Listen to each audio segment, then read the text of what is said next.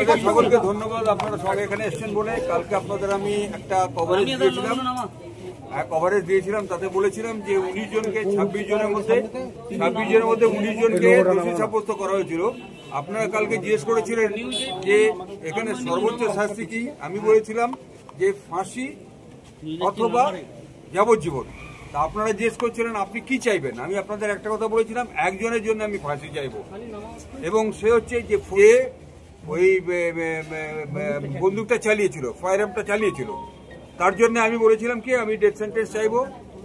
আজকে প্রায় 1-1.5 ঘন্টা ওর উপরে আর্গুমেন্ট হলো, সওয়াল জবাব হলো, কেন ডেথ সেন্টেন্স হবে কেন হবে না। আমি সেটা জজকে আমি স্যাটিসফাই করতে পেরেছি যে এই কেসটা এমনই একটা কেস যে এটা রেয়ার কেসের মধ্যে পড়ছে একজনের ক্ষেত্রে। সুতরাং আমি একজনের জন্য ফাঁসি চাইছি, আমি সবার জন্য ফাঁসি চাইছি না, এবং জজ সাহেব সেটা মঞ্জুর করেছেন। ওই একজন যে আছে বলদেব, সেই বলদেবকে ফাঁসি দিয়েছে, বাকি সকলে দিয়েছে যাবজ্জীবন, এবং সেই সঙ্গে 10,000 টাকা আরো জরিমানা করেছেন, অনাদায়ে আরো 1 মাসের যাবজ্জীবন দিয়েছেন। এই হচ্ছে আজকের সাজা। কতজনের নামে না এফআইআর ছিল মোট 30 জন। তার পরবর্তীকালে চার্জশিট হয়েছিল 30 জনের বিরুদ্ধে। মামলা চলাকালীন মারা যায়, তারপরে আলটিমেটলি কেসটা হয় 26 জনের বিরুদ্ধে। 26 জন এই ট্রায়ালটা ফেস করেছে। বিরলতম আপনি দেখুন, বিরলতম হতে গেলে না দুটো জিনিস দেখতে হয়। এটা হচ্ছে আইনের জগতে আমরা দুটো জিনিস দেখি, একটা হচ্ছে অ্যাগ্রাভেটিং সার্কামস্টেন্সেস আর একটা ইনক্রিমেটিং সার্কামস্টেন্সেস। অর্থাৎ কিছু কিছু জিনিস যেগুলো থাকলে পারে তাহলে সেটাকে বিরলতম মধ্যে আনা যায়। ধরুন যে ছেলেটা যে মার্ডার করছে তার মানসিক ভারসাম্য ছিল, তাহলে সেটাকে বিরলতম আনা যাবে না। সেটাকে হচ্ছে ওই ইনক্রিমেটিং মেটেরিয়ালসের মধ্যে যেটা আসামির দিকে দেওয়া যায় সেটা দেওয়া যায়। কিন্তু এখানে 10টা ইনক্রিমেটিং মেটেরিয়ালসকে আমি ভেঙে চুরমার করে দেখিয়ে দিয়েছি, এর একটার মধ্যেও এই আসামি বলতে পড়ছে না। সুতরাং তাকে এই কেসটা রেয়ারের মধ্যেই আসছে।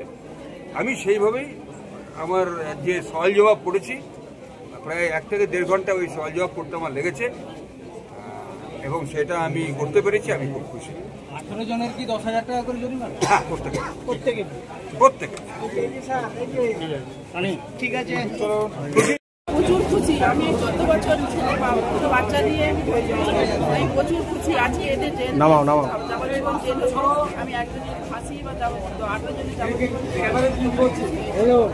আমার ফ্যামিলি, আমার বাচ্চা, ছোট ছোট বাচ্চা ছিল, মারা গেছে। আমার স্বামী প্রচুর খুশি হয়েছে আজকে। কিভাবে? আমার স্বামীকে মাথায় গুলি করা হয়েছে, বলদেব পার মাথায় গুলি করেছে। নামে অভিযোগ হয়েছিল। অভিযোগ করেছিল আমি, তাহেরা বেগম। কে হন আপনি? আমার স্বামী। জেল একজনের ফাঁসি আর 18 জনের যাবজ্জীবন জেল হয়েছে। আপনার নাম? আমার নাম তাহেরা বেগম। যেটা নিয়ে আপনাদের বলবো সেটা হচ্ছে আজকে আরামবাগ কোর্টে একটি ঐতিহাসিক রায় ঘোষণা হয়েছে। বিষয়টি হলো 2011 সালের 9 ডিসেম্বর আমাদের গোঘাট থানায় তেহেরা বেগম বলে এক ভদ্রমহিলা একটি লিখিত অভিযোগ করেন।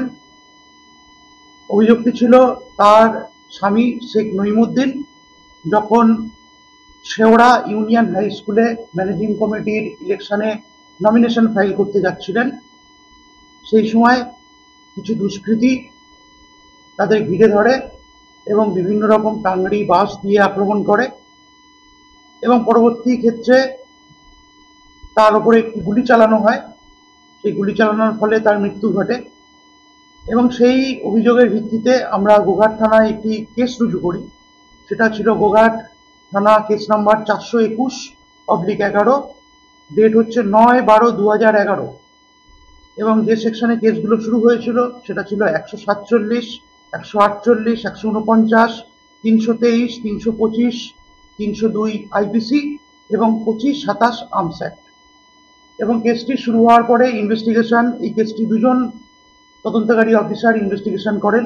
প্রথমেও ছিলেন সাব ইন্সপেক্টর সাক্ষী গোপাল ঘোষ, এবং পরবর্তী দ্বিতীয় আয়োজনী তিনি ছিলেন তৎকালীন ওসি গোঘাট শ্রী প্রশান্ত কুমার চ্যাটার্জি, তিনি উপস্থিত আছেন এখানে। এবং তিনি এই কেসটি তদন্ত শেষ করার পরে চার্জশিট দাখিল করেন 17/7/2013। চার্জশিট নাম্বার ছিল 284/13, এবং তিনি 30 জনের বিরুদ্ধে চার্জশিট দাখিল করেছিলেন।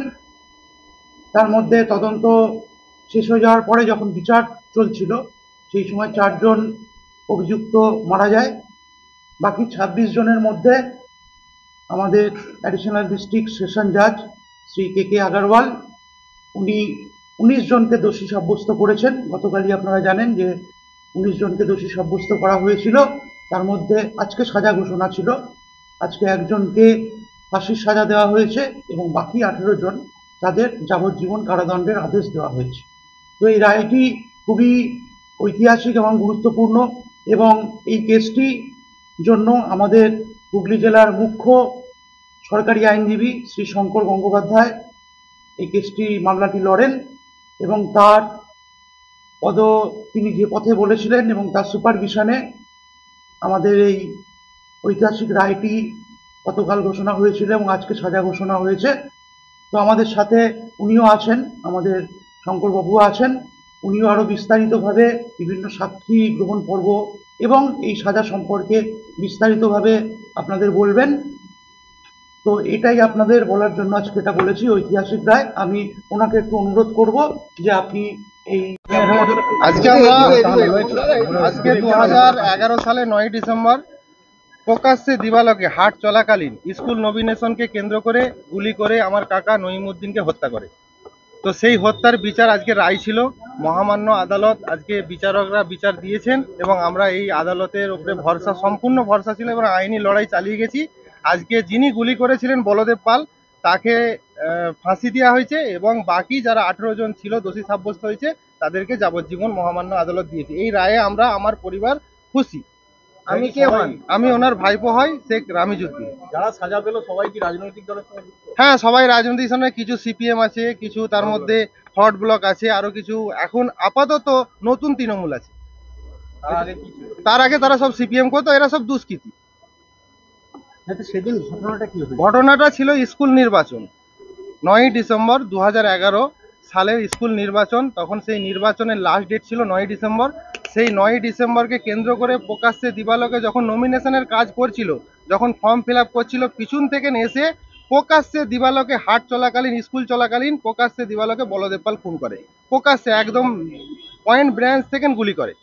সেই গুলির মাধ্যমে তারপরে বলদেব পাল ফেরার হয়ে যায়। আমরা আইনি লড়াই 14 বছর ধরে চালিয়ে গেছি এবং বলদেব পাল সহ যারা আজকে দোষী সাব্যস্ত হয়েছে, বলদেব পালের ফাঁসি হয়েছে। বাকি যারা 18 জন ছিল তাদেরকে যাবজ্জীবন কারাদণ্ড দেয়। না, বলদেব পাল এখন রাজনীতি কোনো দলের সাথে সেরকম ভাবে আমি দেখিনি, সে বিষয়ে মন্তব্য করতে চাইনি। এরা দুষ্কৃতী। তৃণমূলের সমর্থন এবং তৃণমূল কর্মী, আমরা এখনো দলটার সাথে আছি, রক্ত দিয়ে দলটা করেছি, এখনো করছি। কোনটা করেছিল? রাগ। নঈমুদ্দিনের একটা বিশাল সমর্থন ছিল, অন্যায়ের বিরুদ্ধে প্রতিবাদ করত। নঈমুদ্দিন হচ্ছে অন্যায়ের বিরুদ্ধে প্রতিবাদ করত। তখন 2011 সালে যে বামফ্রন্টের সরকার ছিল তারা যেভাবে 18টা সাউড়া অঞ্চলে আমার জানা মতে বহু খুন হয়েছে, কোনো সাজা হয়নি। আমরা কিন্তু এই লড়াই লড়েছি এবং মহামান্য আদালতের প্রতি আমরা খুশি। মোট কতজনের বিরুদ্ধে অভিযোগ ছিল? মোট 27 জনের বিরুদ্ধে অভিযোগ ছিল, তার মধ্যে 4 জন মারা যায় এবং 7 জন নাকি কালকে বেকসুর খালাস পেয়েছে এবং বাকি 19 জন আজকে দোষী সাব্যস্ত হয়েছে। আজকে মহামান্য বিচারক আজকে রায় দিয়েছেন। 18 জনকে আপনার হচ্ছে যাবজ্জীবন আর 1 জনকে হচ্ছে ফাঁসি দিয়েছে বলদেব পাল। সব সময় ছিল মানুষের প্রতি যে বঞ্চনা, মানুষের প্রতি অন্যায়। সাউড়া অঞ্চল আপনারা নিশ্চয়ই জানেন, মানুষের প্রতি অন্যায় হলেই সে সামনের সারিতে রুখে দাঁড়ায়। আপনার নাম দাদা? আমার নাম শেখ রামিজউদ্দিন। আমি ওনার ভাইপো। স্মার্ট প্লাম্বার, এটি বিভিন্ন নামি দামি কোম্পানির সাবমার্সিবল পাম্প, জলের ট্যাঙ্ক, পাইপ ফিটিংস ও স্যানিটারি আইটেমের বিশ্বস্ত প্রতিষ্ঠান। পাশাপাশি রয়েছে নামি দামি কোম্পানির অত্যাধুনিক ডিজাইনের টাইলস, মার্বেল ও গ্রানাইটের বিপুল সমাহার। প্রতিটি আইটেম ন্যায্য মূল্যে পাওয়া যায়। তাই আপনার বাড়ি কিংবা অফিস মনের মতো সাজাতে আজই যোগাযোগ করুন স্মার্ট প্লাম্বারে। আমাদের ঠিকানা রামনগর বাসস্ট্যান্ড থেকে কয়েকতলার দিকে 2 মিনিটের হাঁটা পথ, রামনগর, খানাকুল, হুগলি। বিস্তারিত জানতে আজই কল করুন 9563684403। Rani shopping mall and Reshmi jewellers, এখানে বিভিন্ন ডিজাইনের হলমার্ক যুক্ত সোনার গয়না ও রূপোর গয়না তৈরি করা হয় ও একই ছাদের নিচে নামি দামি কোম্পানির জামা, প্যান্ট, কাপড়, জুতো পাওয়া যায়। পাশাপাশি কামাখ্যা অভিজ্ঞতাপ্রাপ্ত জ্যোতিষীর কাছে আপনার খারাপ সময় দূর করান মাত্র 5 টাকার বিনিময়ে।